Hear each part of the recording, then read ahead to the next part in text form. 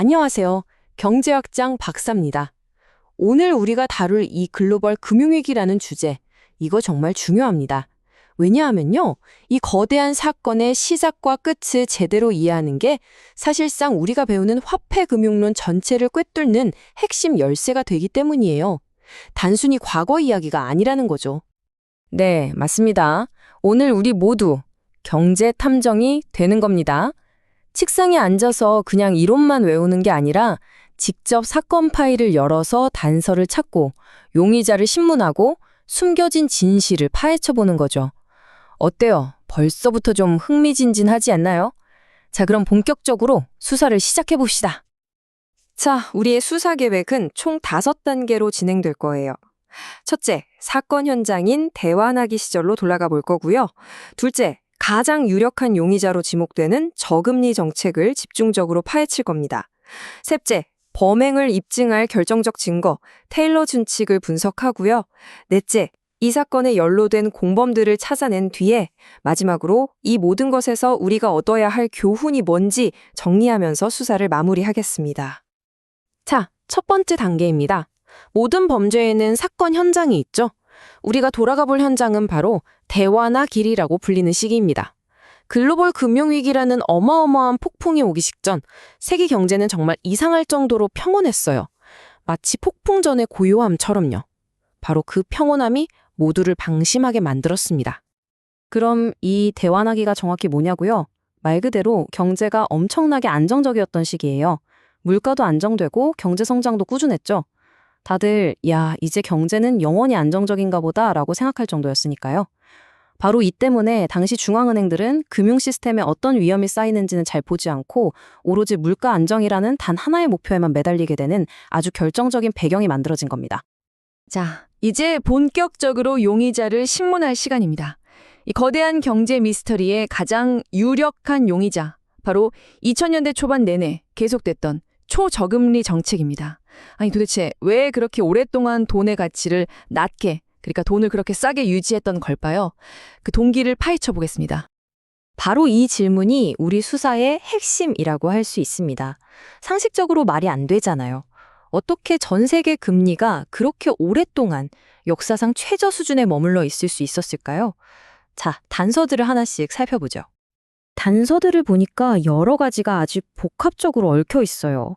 일단 2001년에 닷컴 버블이 터지면서 경기 침체를 막아야 한다는 명분이 있었죠. 여기에 그린스펀푸드라는 이상한 믿음도 한몫했습니다. 이게 뭐냐면 시장에서 무슨 사고를 쳐도 당시 연준 의장이었던 그린스펀이 결국 다 해결해 줄 거라는 뭐랄까 든든한 보험 같은 믿음이었어요. 그러니 다들 겁없이 위험한 투자를 했죠.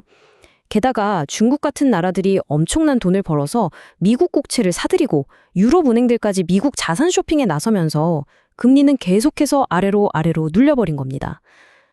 그럼 이렇게 시장에 풀린 값싼 돈이 과연 어떤 일을 벌였을까요? 이건 정말 무서운 도미노 효과를 일으켰습니다. 먼저 돈이 싸니까 너도 나도 빚을 내기 시작해요. 신용이 막 팽창하는 거죠. 그 돈이 어디로 왔을까요?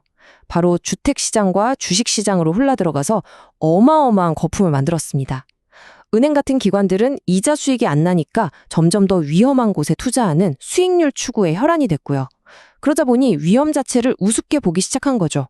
그리고 더 큰 돈을 벌려고 남의 돈을 빌려서 투자하는 레버리지를 미친 듯이 일으키기 시작한 겁니다. 정말 위험한 신호들이죠. 자, 지금까지는 정황 증거들이었습니다. 이제 당시 통화 정책이 명백하게 잘못됐다는 걸 보여주는 결정적인 물적 증거를 여러분께 제시하겠습니다. 이름하여 테일러 준칙입니다. 자, 이 그래프 한번 자세히 뜯어보시죠. 여기 파란색 선, 이게 바로 당시 경제 상황을 고려했을 때 이 정도가 적정 금리다라고 테일러 준칙이 계산해준 값이에요. 그런데 이 빨간색 선, 이게 당시 연준이 실제로 결정했던 금리입니다. 어때요?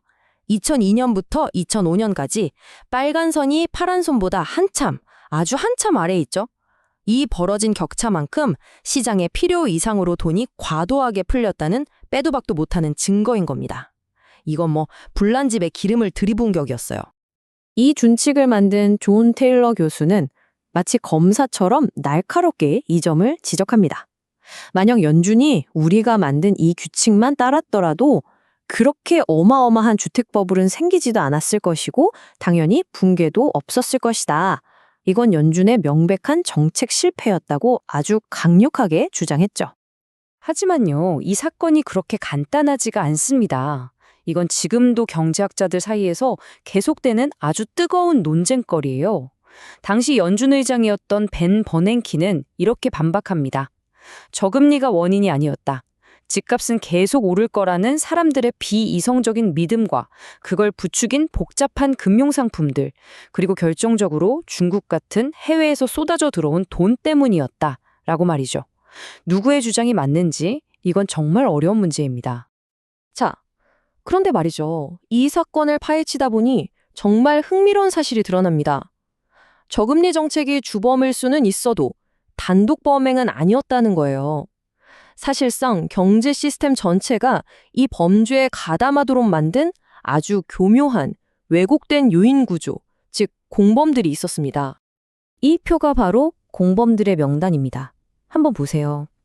금융기관들은 돈 벌면 내 거고 망하면 나라가 막아주겠지 라는 도덕적 해이에 빠져 있었죠. 신용평가사들은 위험한 상품에 이거 안전해요 라고 딱지를 붙여주고 돈을 벌었고요. 소비자들은 갚을 능력도 없으면서 빚을 냈고 정치인들은 표를 얻으려고 그걸 더 부추겼습니다. 심지어 똑똑하다는 경작자들마저 시스템 전체 위험을 보지 못하는 모델을 만들었고 감독당국은 그냥 좋은 게 좋은 거라며 손을 놓고 있었죠. 결국 따지고 보면 모두가 공범이었던 셈입니다. 자, 이제 모든 증거와 진술을 종합해서 이 길었던 수사를 마무리할 시간입니다. 이 복잡하게 얽히고 설킨 사건의 전말을 정리하고 여기서 우리가 절대 잊지 말아야 할 교훈이 무엇인지 생각해 보겠습니다. 버냉키 전 의장의 이 말이 사건의 본질을 정확히 꿰뚫고 있습니다. 이 위기는 이것 하나 때문이다라고 딱 꼬집어 말할 수가 없다는 거예요. 그만큼 여러 원인이 복잡하게 얽혀 있다는 거죠. 그래서 우리가 지금까지 살펴본 다양한 요인들, 그 연결고리를 전부 이해하는 게 정말 중요합니다. 그래서 수사의 최종 결론은 이렇습니다. 시장의 돈을 너무 오랫동안 너무 많이 푼 통화 정책의 실수와 경제 시스템에 참여한 거의 모든 주체들이 각자의 이익만 쫓다가 결국 다 같이 위험을 키워버린 유인 구조의 총체적인 실패, 이 두 가지가 만나서 결국에는 무너질 수밖에 없었던 거대한 모래성을 쌓아 올렸던 겁니다. 마지막으로 이 질문을 여러분께 던지면서 수사를 마치려고 합니다. 이 끔찍했던 위기는 과연 누구의 실패였을까요? 똑똑한 사람들이 모여서 만든 정책의 실패였을까요? 아니면 스스로 모든 것을 해결한다는 시장의 실패였을까요? 그것도 아니면 탐욕과 공포 앞에서 한없이 약해지는 우리 인간 본성의 실패였을까요? 아마 정답은 이 모든 것의 조합일 겁니다. 여러분의 생각은 어떠신가요? 네, 화폐금융론 솔직히 어렵습니다. 복잡하고 머리 아프죠. 하지만 오늘 우리가 함께한 것처럼 이런 거대한 사건의 실타래를 하나씩 풀어가다 보면 어느새 세상을 움직이는 보이지 않는 힘의 원리를 꿰뚫어보는 눈을 갖게 될 겁니다. 그러니까 절대 포기하지 마세요. 계속 공부하고 끊임없이 질문하세요. 그것이야말로 진짜 세상을 이해하는 힘을 기르는 유일한 방법입니다.